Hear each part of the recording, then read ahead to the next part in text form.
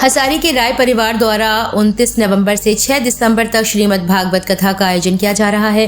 भूतपूर्व सैनिक संगठन तथा अखिल भारतीय पूर्व सैनिक सेवा परिषद के सहयोग से आयोजित हो रही इस श्रीमद् भागवत कथा में अंतर्राष्ट्रीय कथावाचक सेवाकांत महाराज कानपुर के द्वारा श्रद्धालुओं को कथा का श्रवण कराया जाएगा।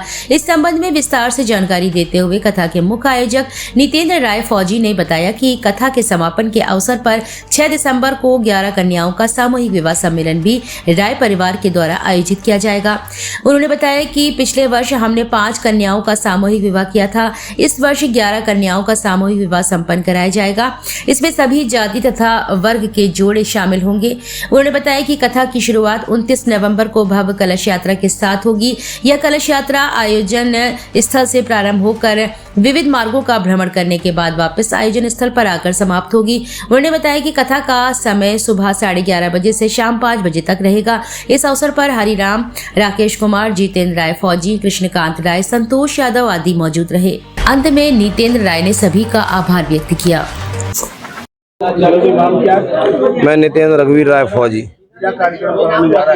29 नवंबर से श्रीमद् भागवत कथा ज्ञान यज्ञ 5 दिसंबर तक चलेगी। 6 दिसंबर को उसका भंडारा एवं 11 कन्याओं की सामूहिक विवाह। क्या उद्देश्य है कथा के साथ सामूहिक विवाह?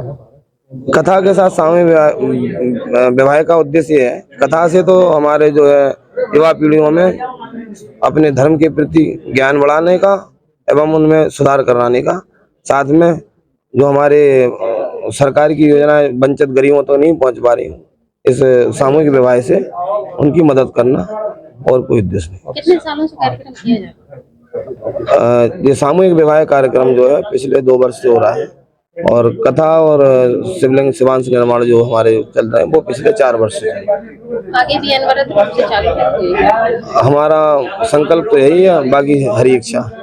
कथा व्यास कौन होगा? कथा व्यास आचार्य सेवाकांत महाराज जी अंतर्राष्ट्रीय कथावाचक कानपुर से आ रहे हैं, जो अभी 2 माह पूर्व लंदन में भी कथा करने गए थे। तो हमारा अपने सभी श्रोताओं से अनुरोध है कि जब हमारे विदेशों के लोग कथा सुनने में इंटरेस्ट रख रहे हैं तो हमारे देश के लोगों को भी बढ़ चढ़कर कथा सुनना चाहिए और उसको अपने जीवन में उतारना चाहिए।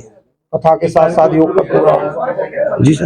ये कार्यक्रम कहाँ होगा? ये कार्यक्रम इसकी कलश यात्रा 29 नवंबर को हमारे निज निवास सामने दूसरा बड़े भैया का आवास है, वहां से स्टार्ट होकर पूरे हसारी की परिक्रमा करेंगे और वापस कथा स्थल पावर हाउस के पास एम्ब्रोसा सिटी के सामने।